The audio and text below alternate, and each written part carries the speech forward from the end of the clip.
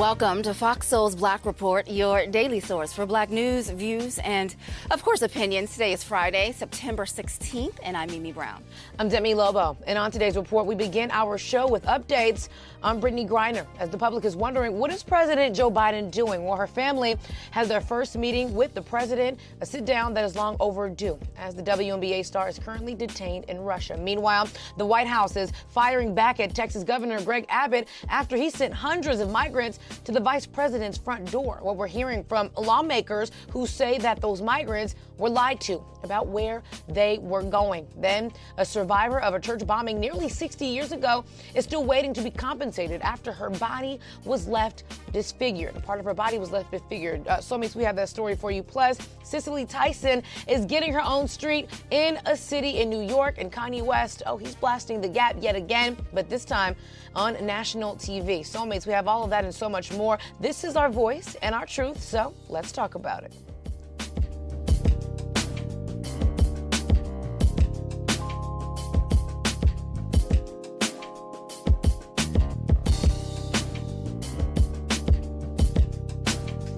Good afternoon, and thanks for joining us. We start today with news on Brittney Griner and President Biden. Now, as Griner marks her 7th month detained in Russia, Biden is expected to meet with the WNBA star's wife, Cheryl Griner. It is expected to be the first in-person meeting between the president and Griner's family. The WNBA player, she is locked up in a Russian prison. As you know, Soulmate, she was sentenced last month to 9 months behind bars on drug charges. Now, the family of security executive Paul Whelan, who is also jailed in Russia, his sister will also be in Washington today. The administration has been working to bring the two Americans home, but Russia has not yet settled on a deal. The White House press secretary, she said she can't share details about today's meeting, but she did say, and she said that, of course, due to security reasons, but she did say that Russia has not been responsive to their proposal, Demi. She said, quote, "While I would love to say that the purpose of this meeting is to inform the families that the Russians have accepted our offer and we are bringing their loved ones home, that is not what we're seeing in these negotiations at this time." And so she said that the Russians should accept their offer today. But I think things went left when they tried to add a second person to the deal, that convicted murderer that they wanted to add to the deal, and talks just kind of went left from there. And so there is no word on where it stands right now. And this is coming from the White House that they have not reached a deal. Russia has not agreed to anything. And so we did the story the other day where Griner was a little frustrated and stressed, and we can see why. You know, Mimi, the last time that anybody from the Griner family spoke with Joe Biden was back in July after Brittney Griner penned the letter that said that she was terrified for her life. And, you know, you took the words out of my mouth. There is one thing to say about fighting for someone, and then there's also when you cross the line and kind of get greedy, to be honest with you, because, you know, I think that fans and family want for President Biden to make Brittney Griner a priority. Just work on getting Brittney Griner back. But then it's like, hey, let's also wrap this in with somebody else. And then Russia comes back and says, well, okay, well, if you're going to get two people out, then we want to get two people out. And then now it's a crapshoot, and it's a contest of who's going to win this. At the end of the day, you have two lives, innocent lives. Yeah. I'll say an innocent Brittney Griner for sure. Innocent life here at stake, just fighting every single day, terrified. And this is not what she should be going through. She should feel like she is a priority, and the Biden administration is just focusing on getting her removed, not having to worry about so many pieces. It's like playing checkers and chess and dominoes. There's just way too much going on at once. And I hope that we can see a resolve in this. And I feel too very bad that because they're private channels, now we can't even get a transcribe of what happened. So we were literally, and we're left in the dark, and we don't even know her. Imagine what her family is feeling right now. Exactly. I mean, hopefully her wife will get some sort of comfort out of a meeting with the president, just that reassurance that the United States, we've got all of our muscle and, you know, all of our might behind getting her and bringing her home. Hopefully she'll get that reassurance today. But you're right, Demi. It's like the two don't add up. We have a convicted murderer and someone who had, some cannabis oil in her luggage, and you want to throw that person on on. It's not fair. It doesn't. It's really not fair. It's really not fair to her, and we'll just have to wait and see how this all pans out. For sure. Soulmates. President Biden's approval ratings appear to be improving. A new Associated Press Nork Center polls that shows that President Biden's ratings jumped from a low of 36% in July to 45% just now in the present time. Now, the president and Democrats are gaining momentum as we head into the midterm elections. Much of the reason behind Mr. Biden's improving numbers come from Democrats. Now, 78% now approve of his job performance, which is up from 65% just back in July. And a federal judge has appointed the special master to look over the documents seized during the FBI raid at Mar-a-Lago. It's Judge Raymond Dearie from New York. Now, Dearie was endorsed by both former President Donald Trump and the FBI. Meanwhile, another judge has rejected the Justice Department's bid to continue its criminal investigation into those classified documents. The dispute is now expected to head to an appeals court and potentially the Supreme Court. And New York Attorney General Latitia James is turning down an offer from Donald Trump's lawyers to settle a civil investigation into he and his family's real estate business practices. Analysts say the move sets the stage for a lawsuit that would accuse the former president of fraud. Reports say James is also considering a lawsuit against at least one of Trump's adult children who are senior executives with the Trump Organization. Now, James's probe is focused on the Trump Organization inflating the value of their assets to get loans as well as tax breaks. Meanwhile, Florida Governor Ron DeSantis is taking a page out of Texas Governor Greg Abbott's book, sending migrants to Martha's Vineyard. A Massachusetts congressman says 50 migrants flown to Martha's Vineyard were lied to when they boarded the planes. A new report says the migrants crossed the Texas border, flew from San Antonio, and stopped in Florida before making their way to Massachusetts. The latest incident happening yesterday has people concerned, though, about a crisis. Now, 2 buses from Texas carrying migrants were dropped off in front of Vice President Kamala Harris's residence at the Naval Observatory. President Biden is condemning what Abbott and others are doing. We're committed to fixing the immigration system. Instead of working with us on solutions, Republicans are playing politics with human beings, using them as props. What they're doing is simply wrong. It's un-American. It's reckless. And we have a process in place to manage migrants at the border. We're working to make sure it's safe and orderly and humane. Republican officials should not interfere with that process. Democrats are calling for a probe into the origin of those flights and whether those migrants were lied to. It's very interesting because President Biden is right. They are absolutely playing with the lives of people. So NPR, they interviewed 3 of the migrants that were flown to Martha's Vineyard. One of the ladies, her name is, or she was identified as Perla. She says that they were lured from a shelter in San Antonio into a boarding plane with promises that they would be given work permits in Boston. She says that once they arrived, there was, of course, no work. They were just dropped off there. And it was sort of like a troll to Democrats because they said that Martha's Vineyard is a very wealthy place where President Obama vacations, John Kerry, he vacations. So a lot of wealthy Democrats go there. And so they thought that if they dropped off some of the migrants there, that they would be trolling the Democrats and seeing what they were going to do. And so, again, these are people's lives. They're spreading chaos.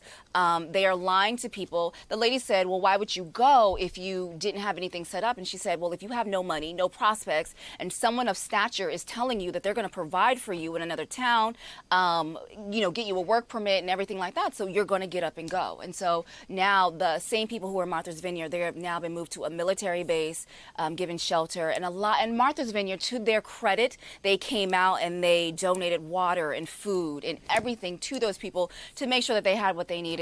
And there's a whole other situation back in Washington in front of VP Harris's lawn. That's just nasty. Somebody on Twitter said DeSantis issued $12 million in taxpayer funds, and that's what a lot of people are saying, that this was taxpayer money done to do this, to traffic migrants to Martha's Vineyard. Abbott issued a misused used $14 million in taxpayer funds to traffic migrants to D.C., New York, and Illinois. And so, when you think about it, we live in California, and so we look at the homeless crisis that's taking place here. Not to say that people have been shipped here, but there are reports that because you think you're going to get a better life here in California, the weather is better, so you can't blame a person for wanting to seek a warmer weather, especially if you have to stay outside. But what I thought is so powerful that you said, and I was going to bring it up, is how the plan backfired. Yes. They thought that they were going to send these people to Martha's Vineyard, and everyone was going to be like, oh my God, all of these people are here, and then everybody's hugging, and it's a parade, and they were like, wow, we want to help you. How can we help? Because you think about people, the black people, the white people who have money, they want to be that savior. They want to be able to say, hey, look what I did. They want to be able to say, hey, I put my $1 million for all the migrants that came forward, just like how people help out HBCUs. They come in and they want to be able to say, I was the savior that saved the day. So this plan virtually backfired, I believe, because they wanted it to be a publicity stunt. And then you have all these wealthy people in Martha's Vineyard that were like, oh, this is just what I needed to spend my hard-earned money on. That is exactly. They thought they were going to run into a bunch of elitist people who did not want migrants on their island, right? And they were going to turn away and they were going to shun them. And they did the opposite, right? And so to their credit, kudos to them. And, you're right. I didn't even think about the aspect of the taxpayers' money that's going into this, because who's chartering these private planes, right? Yes. So it's a lot to it. It's a lot to it. Yeah, we could talk forever about this. I know, it's so touchy, it is, right? Absolutely. It touches our heartstrings for sure. So we're going to go on to our next story here, though. Two people who were living next door to Breonna Taylor the night that she was shot to death by Louisville police are filing a lawsuit against those cops. Chelsea Napper and Cody Ederton are suing officers Miles Cosgrove, Brett Hankinson, and Jonathan Mattingly.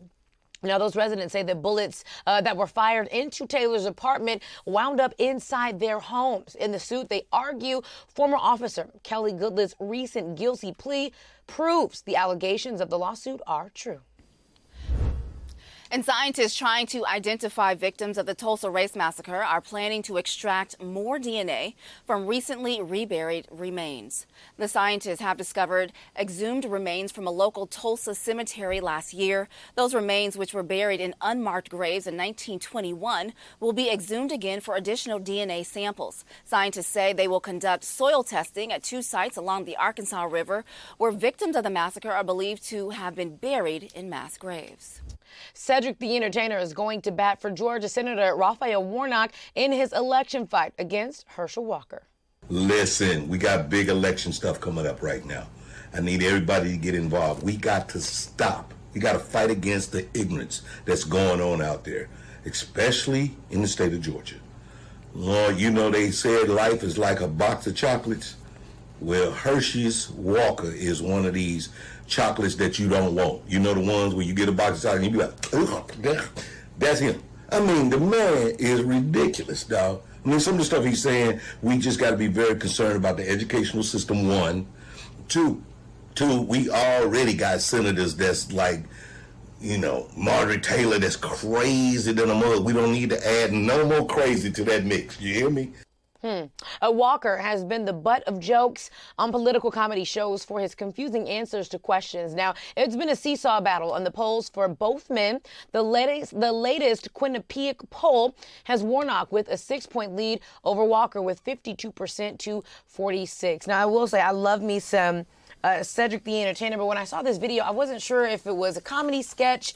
I wasn't sure if he was paid to do this. I wasn't sure if it was a campaign video. I wasn't sure. Same. Right, because we love Cedric the Entertainer, but I'm just like not sure if somebody paid him like, hey, but I will say that I do think more people should use their voices, because with the race being so close, there are people that look up to their favorite celebrities like Cedric the Entertainer. So this might be what helps somebody make the informed decision on choosing whether Walker or Senator Raphael Warnock. So, I mean, I love that he did it, but I wasn't sure where it came from, because, I'm just trying to figure out what was the motive behind this video. I don't know if it was a campaign ad or was it just him on his own voicing his own opinions, but I have to say that I concur. I mean, we look at Marjorie Taylor Greene, as he brought up, she does do a lot of crazy and say a lot of crazy things. We don't need someone else like that. So we made a lot of valid points. I think people in Georgia definitely just really need to pay attention. And if it's going to take your favorite celebrity to say what you need to hear to make you get to those polls and make the right decision, then by all means, everyone else say something else too. True. Yeah, that's what I'm saying. Like with him doing this, maybe this might be what we need. Maybe more celebrities in Georgia should come forward and do a similar video, because, if Beyonce tells me who I need to vote for, likely I'm going to vote for that person. You know what I'm saying? Absolutely. Yeah. So we'll see what happens. Yes, we will. And speaking of Georgia, we'll stay there with Stacey Abrams. She says she can win the Georgia's governor race, even though there's been speculation she may come up short again. Abrams told the Griot her race against Brian Kemp is winnable, even though recent stories say she is struggling to garner support from white moderates and from African-American male voters. High turnout by black voters in 2018, it is credited for her loss to Kemp. But polls of black male voters in the state show less enthusiasm for her campaign this year than 4 years ago. Now, Abrams is working on getting black male voters out to the polls with her Stacey for the Fellas campaign. That's when she meets with black men to discuss what issues are important to them. Stacey for the Fellas campaign. Love it. All right. What it takes. What it takes. Listen, do what you have to do. Now, a Louisiana judge is ending air permits for a plastic and petrochemical plant that black residents in the area blame for high cancer rates in that community. Baton Rouge District Judge Trudy Wright says that Formosa Plastic used selective data in evaluating the air quality impacts on the predominantly black community of St. James Parish. This decision is a very huge blow to a proposed $9 billion complex in a region of Louisiana that's called Cancer Alley. If approved, the complex would have been the very much so largest production facility for plastic in the world. And back in 1963, the Ku Klux Klan, they killed 4 little black girls during a bombing of a Birmingham church. It was one of the worst terror attacks during the Civil Rights era. Now, 59 years later, one of the survivors is still waiting for Alabama to compensate her for the loss of an eye. Sarah Collins Rudolph still has pieces of glass in her body. She was at yesterday's United We Stand event held by the president and the vice president. It was a summit to discuss ways to battle hate in America. Now, 2 years ago, Governor Kay Ivey made a speech apologizing for the pain and suffering of people in Birmingham after the bombing. But when the governor was asked about compensation for the survivors, she sidestepped the question. Now, Governor Ivey, that is the governor in Alabama. So pieces of glass, soulmates, remain inside her body from the explosion. She suffers from stress disorders, and at the same time, she's still paying off doctor bills and all the work that she has to have for her prosthetic eye. And that is something that clearly she's been paying for over the past 50 years that the state of Alabama should be paying for.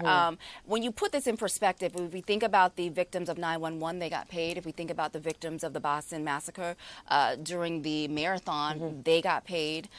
So why, if we're calling this a terrorist attack, we call those a terrorist attack, why haven't we paid this woman? She's the lone survivor. This happened 60 years ago. They could definitely cut her a check. Yeah, I mean, and she had to watch and witness her sister and 3 other black girls die, and she survived. And so, like you said, it's really just tragic that so much money is going to so many black Americans that die at the hands of police or what have you, and then for her to still be waiting for her money years later, I'm sure that there's a lot of pain that has to come from that, seeing so much money being shelled out in so many other instances. So hopefully they get her money, because I'm sure the pain and suffering alone is a lot to deal with. A former white Atlanta police officer is facing charges for allegedly pointing a gun and yelling racial slurs at a black woman and her family during a road rage incident. Robert Malone resigned weeks after the incident that happened back in May in Southeast Atlanta. The alleged victim says that she was pulling out of a parking lot and almost collided with Malone's car. He was in uniform but off duty at the time. The woman says that he jumped out of his vehicle, pointed his gun at her, and began cursing and using racial slurs. Malone's attorney said that the client denies those allegations. And so how does the client deny those allegations? Why would we make up a story like this? Why would we fabricate a story like this? Not to mention, this is not the first time that we've seen a story like this where a police officer was aggressive unnecessarily, aggressive. And I remember when the story came out, and it's just, again, sadness, story to story that we have to talk about here on our show today. Yeah, definitely. I mean, even this next story is in line with this one as well, Demi. The LAPD is releasing body cam footage of them shooting a black man after bystanders and a cop told them the man did not have a gun. Hey, bro. Take your hands out of your pocket. It's not a gun, bro.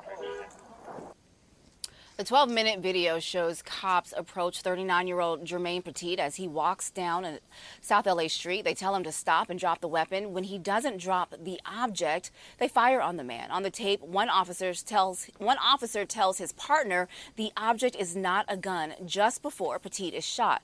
Now, Petit was carrying a 6-inch black metal car part. He is recovering from his injuries at a hospital. He's being held there by police for 2 prior arrest warrants. The shooting happened back in July. Shot him in the back 3 times. That is awful. An Oklahoma inmate found dead in a jail cell over the weekend is the same man who filed a lawsuit against the county after he says that he was tortured by jail guards. 48-year-old John Basco was found unresponsive in his cell Sunday morning at the Oklahoma Detention Center. In his lawsuit, Basco alleges that he and other inmates were subjected to being forced to listen to the children's song Baby Shark for hours. A jail spokesman says that there was no obvious signs of foul play. Investigators are looking into the possibility Basco's death may be the result of a drug overdose. 14 inmates have died this year at the jail. A former black executive with Amco is suing the auto parts company, alleging they discriminated against him by paying him less than the company's white executives. Jerome Staley, who has been working with the company since 2018, said he was earning $40,000 less than his white counterparts. Staley started with the company as a regional manager, then moved up to vice president of operations. Staley says when he brought up the pay disparity with his boss, he was told he made enough money. He claims his boss told him $11,000 bonus was withheld because he hadn't sufficiently trained his team. A Miami doctor is being banned from performing Brazilian butt lift surgery after one of his patients died from the procedure. The Florida Board of Medicine fined Dr. John Sampson just more than $26,000. A 33-year-old woman who went to him for the surgery died the same day back in 2021. Sampson reportedly punctured the woman's liver and intestines during that surgery. At the time, Sampson was not supposed to even be performing BBL surgeries at the clinic. And that is the saddest part, that, we ladies, we get so destined for wanting to have the perfect body that you, and I'm not going to put myself above ever thinking about it or even potentially considering it, but you just have to really, really, really do your research, because if this man, if he was licensed to do this surgery and it happened, that would be a different situation because he's knowledgeable. He knows what he's doing here, and it was an accident. But for him to not have been licensed to do the BBL on you, and then you pass away, that to me is just a whole nother level of pain and suffering. I mean, you don't want to die in a surgery like this. At the end of the day, you really have to do your research, pay the extra money, because a lot of people too just go the cheap route. If you're gonna commit, you got to commit. Save your money and go to the top of the top of the top to make sure that you're safe on the other side of the net. Yeah, I mean, Demi, you're right. You have to do your research. The Miami Herald reporting that despite the fines and the penalties, he has not been relieved of his duties.